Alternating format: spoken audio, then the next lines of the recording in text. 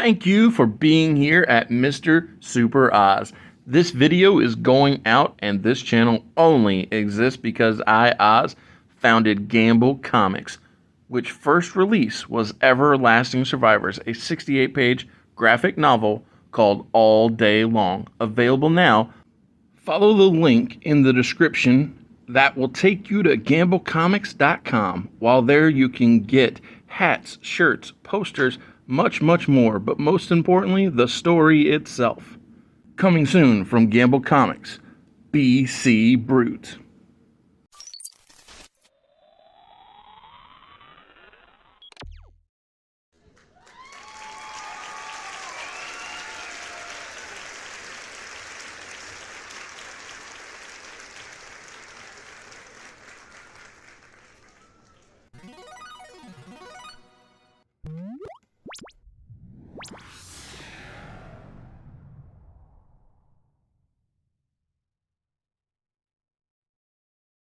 Two all-timers, or at least in my opinion, open this show. And you know what? I'm also going to have their boys with them. I'm going to have Tres Hombre Dominio, however you pronounce it, but three-man dominance in English. I'm about to say, I respect you for even ballparking. Out there with Eddie Guerrero. Yeah. And the MPAA, no problem at all, will be out with Farouk. But here's the thing, I don't really consider either of these groups or individuals bad guys. Eddie's willing to do what it takes, and Farouk is a heavy hitter, but they're not really heels. Yeah, they're not traditional heels. It is very shades of gray. Yeah, for sure. More than anything. Yeah, I think in both cases actually they're a little, I'll do what it takes, but in neither case they're actual bad. Right.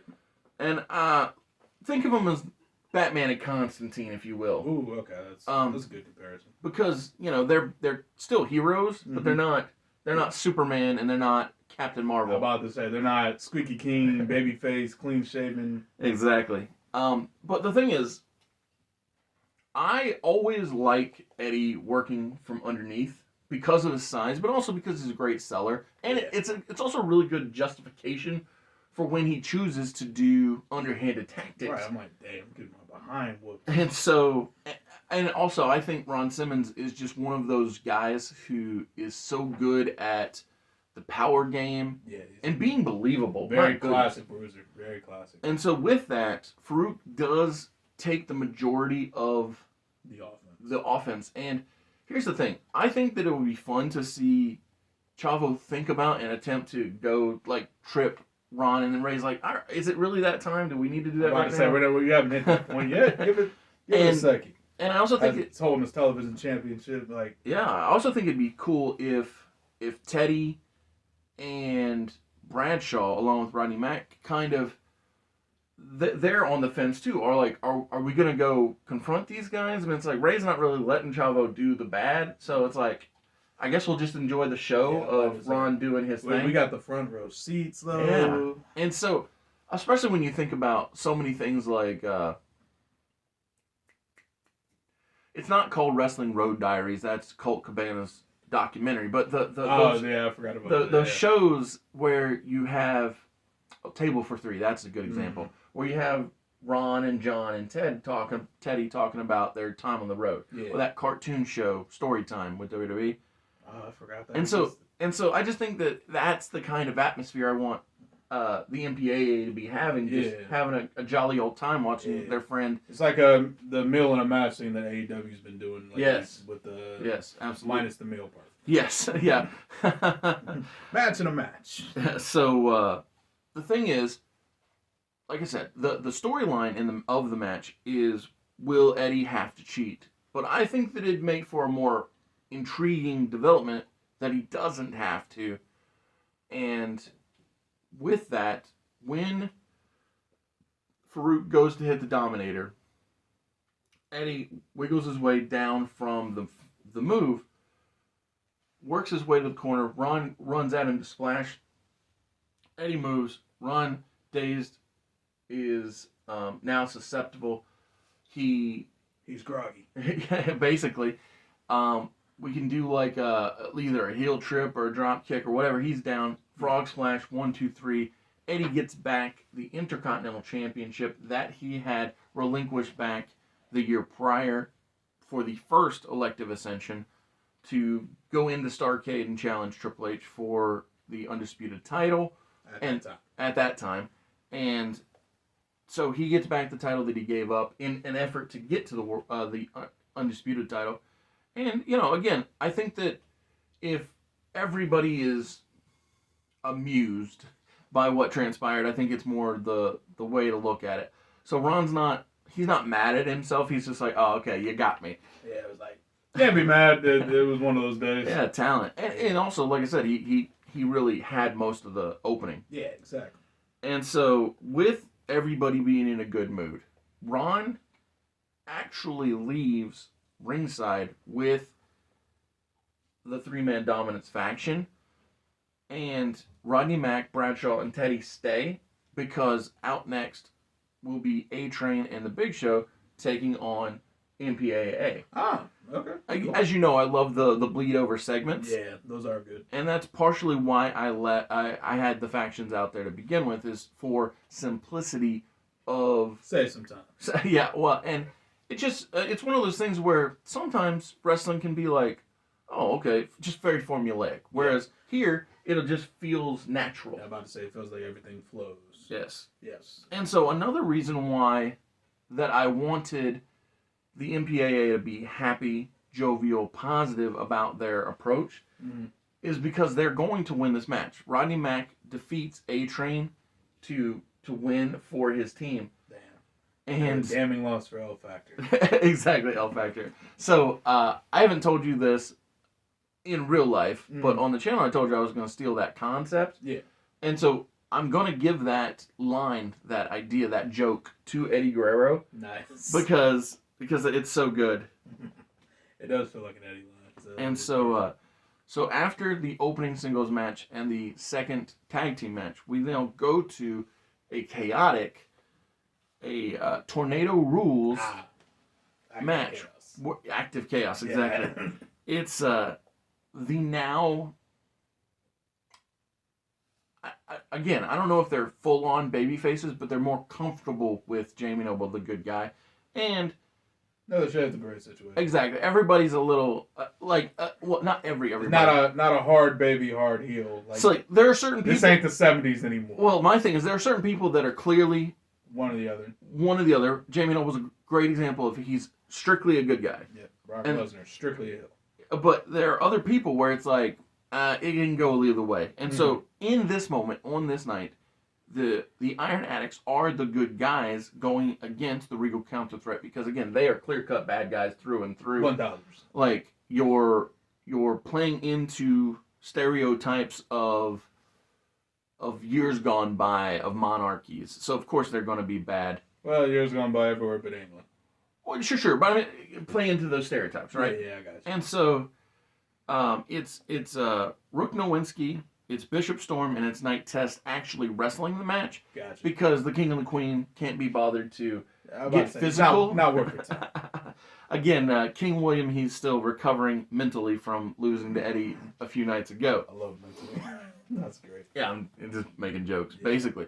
But, so, Magic Mark Jindrak, he has one of the most crisp, there we go, drop kicks in the history of dropping kicks. I really do need to go back and watch Jindrak matches because I remember none of them. Oh, really? Okay, so what I would recommend is, well, a couple of things. One, the launch of the Natural Born Thrillers, because they were able to be, or allowed to be highlighted. So work on that era of time. But also, there was a very weird and underutilized tag team of Garrison Cade, who would go on to be Lance Cade, teaming with Mark Jindrak, and this was around WrestleMania 20 time frame.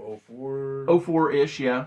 And so I would go watch that because Mark Jindrak wasn't allowed to be in Evolution, he was given a mild push with Garrison Cade, Lance Cade.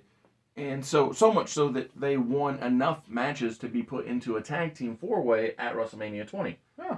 Along with Booker T and Rob Van Dam, the Dudley Boys, and a tag team I forget. Maybe it was Goldust and Booker, but I don't know. It was in that general time frame. So no, it was Rob Van Dam and Booker. It doesn't matter, but it was a 4 tag team match. I'll pop up the picture. I'm about to say I got no recollection. So but yeah, so again, Mark Jindrak wasn't allowed to get his personality out there. I mean, you know he's got it if he got cast to be in soap operas. I'm about to say he's real popular in Mexico. I know.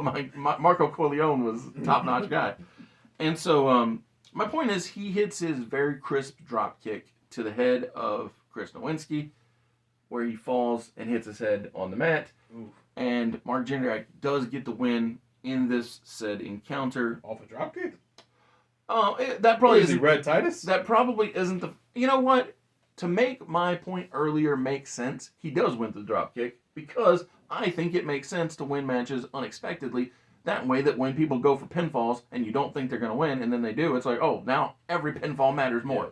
So yeah, I will say he wins with that move just for the principle of the matter. Just for principle. You know what? I'm not mad at it. Yeah. You should be mad ending with a drop kick. Yeah. So and unfortunately, the reason I had the head bouncing off the mat impacts is because I know. I know why. Yeah. Because it will be important or relevant shortly. Yes, absolutely. So up next is the continuation of the 30-minute Iron Man match, or not Iron Man match, the 30-minute Excellence Initiative match from SmackDown, where Chavo and Hurricane opened the show. Hurricane 2. Yes, exactly. Actually, I think we've done this match probably a couple of times. I'm about to say it's probably 4 or 5. Yes. But the fact is, these are both guys who really deliver. They had a great trilogy in WCW, and I guarantee they can deliver a trilogy in Alpha and Endeavor Worldwide. And because of events of real life, and me knowing that Chavo is going to be laid up for a lot of the year. Yeah. I had to put the title on Chavo here at Backlash so that I could get the visual that I want on SmackDown this coming week of everybody looking real pretty. Exactly, because Chavo will be gone for I think about 9 months, 8 to 9 months, something like that. 8.5, yeah. 8.5, 9. And so to get that visual of Ray with the TV title, Eddie with the IC title, and Chavo with the Cruiserweight title, I had Chavo go over on Hurricane here. Let's go ahead and say he cheats because Eddie didn't earlier. Stop it. And so, foot on the rope, don't care. Maybe low blow, doesn't matter. He does something dirty, and the Hurricane loses his Cruiserweight title that he had defeated Matt Hardy to win, that Matt Hardy had retained when he was being challenged by Rey Mysterio at WrestleMania. And so, that was amazing, fast-paced, crazy good Cruiserweight action. And so... that's what we paid WCW to see. Oh, wait a minute. I know, right? Well, it's amazing to me how much post-invasion real-life WWE was so saturated with WCW talent and time. Mm-hmm. Or, all the time. It was so much WCW. It was a ton.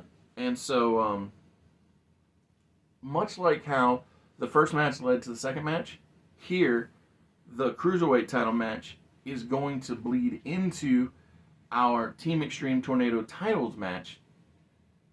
We're good. I thought I had to see You're good.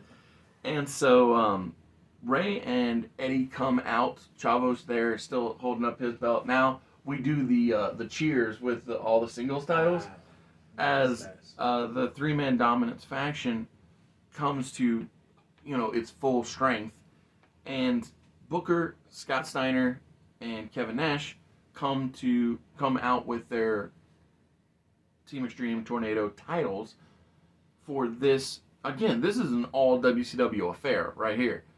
Oh yeah, because it's best first generation. Best first generation versus 3-man dominance. Dang. And so, it's not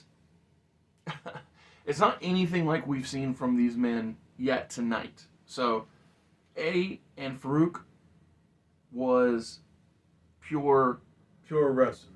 Yeah, it was everything you would expect from a bruiser and a cruiser.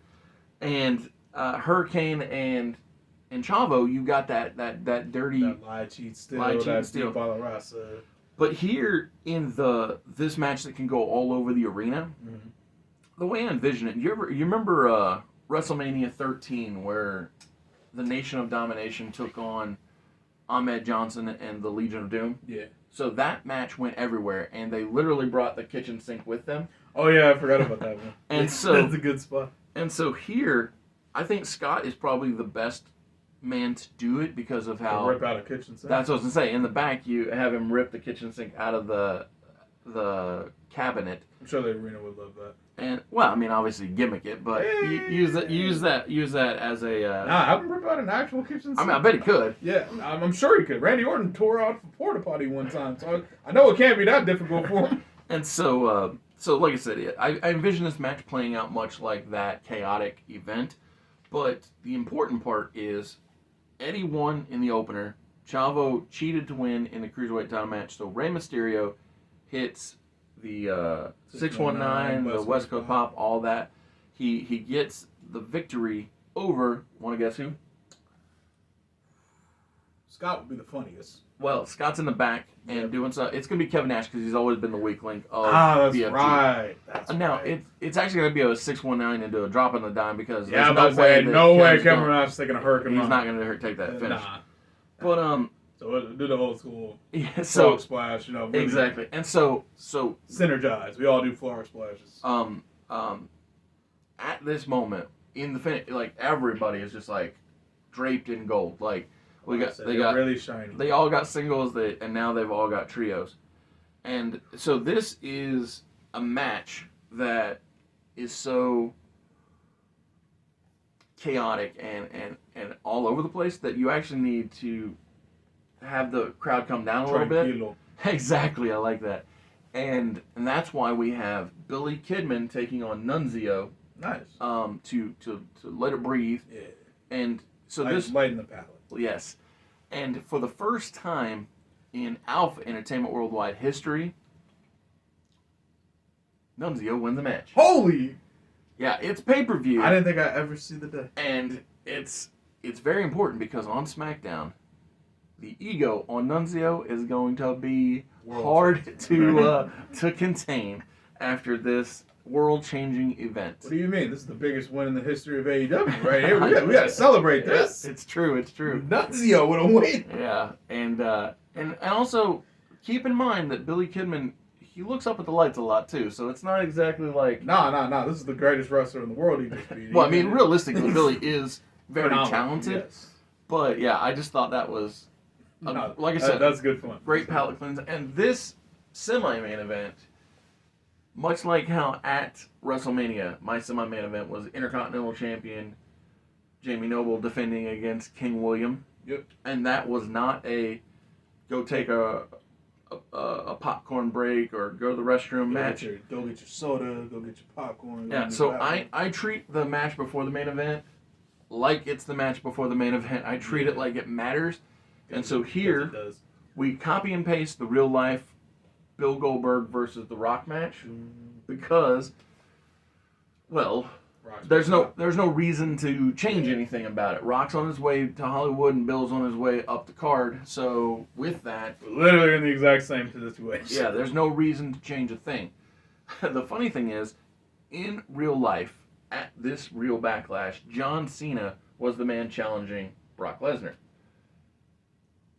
Holy crap! Yeah. Yeah. So the fact is, Rapper John was able to carry the promos while Brock Lesnar was out hurt with his concussion. Uh-huh. And as you probably know, because we both played 2K, yep. I remember. You got to relive this match where Brock beat John at Backlash. And so in this match where Jamie Noble, headstrong Jamie Noble, takes on the next big thing, the most dangerous man, Paul Heyman's guy, Brock Lesnar, while I could put Jamie in the shoes of John Cena because we end the same way. Yeah, exactly. But in this time, at this moment, I feel like this match is actually better to be like, and I'm sorry, Jamie, for saying this, Zach Gowen versus Oh Brock Lesnar. Lord. So That match was so hard so to this watch. Brock Lesnar is back from injury. This Brock Lesnar is back from being on the shelf, and Actually killing Ric Flair. this Brock Lesnar, he on the outside he slams Jamie into the barricade in a powerbomb position. He swings him into the ring post in that powerbomb position. He bloodies him up. He F5 all over the place. Did you know that Zach Gowen and Brock Lesnar wanted to hit an F5 off of the fist? And they literally said, I totally believe it. yeah. But, So Gowen was, I think it was. but Chris how are they Van going to Vliet. get up there? It was never going to work. It was Yeah. never going to work. Now, I mean, I appreciate Zach Gowen for wanting to be memorable, to want to do things. To be fair, he is. Oh yeah. I clearly still remember it. Yeah, And that was back in 03, I think. yeah, So, it was. Yeah, it was later in this year. Yeah. And so, yeah. My point is, Jamie Noble gets Borderline murder. borderline murdered, and it's funny. So you said earlier that Brock is clearly healed, but the fact is we've never turned him. Yeah, I guess it's fair. He's been a killer, but he's been a killer toward bad guys predominantly. Evolution. I mean, It's worked out that pretty much most of the guys he's wrestled have been heels. yeah. If he gets put in a King of the Ring bracket against a Booker T, like he wins, But decisively, but he doesn't have to cheat to win. Yeah. And that's well, it's Brock. He's never had to cheat. exactly. And so Brock Lesnar retains against Jamie Noble in the main event, and I feel bad for Jamie. I feel bad for Jamie. I didn't expect that. And the fact is that this finish is going to have consequences for months on end for Jamie Noble, who up until this match, he was kind of my golden boy. And not kinda, he was your golden boy. Yeah, exactly. Yeah, if I had a hold of Phil on a show and I said, "Oh, Jamie Noble wins," I'm about to say Jamie Noble wins Law, yeah, which is the exact opposite of the Jamie Noble loses Law we had in real life prior to that. Yeah. And so, but headstrong Jamie Noble, while he wanted to give it his all, he tried his best. He put an effort in. Yeah, he did his headbutts, but he just couldn't break the beast. But yeah, you got to remember this is Brock Lesnar, man. Absolutely. He's been in the NFL. Well, not yet. Not yet, but he's gonna be. He'll be in the NFL. Hasn't done UFC yet, but He's going to Japan too. Yeah, going to Japan. Yeah, Beat Nakamura. Yeah. God damn it, yeah. Brock has quite the resume, but yeah, that was such a ridiculous. I'm telling you, resume. dude, this is a heavy backlash. Right. Heavy backlash. Whew. Thank you. Yes, sir.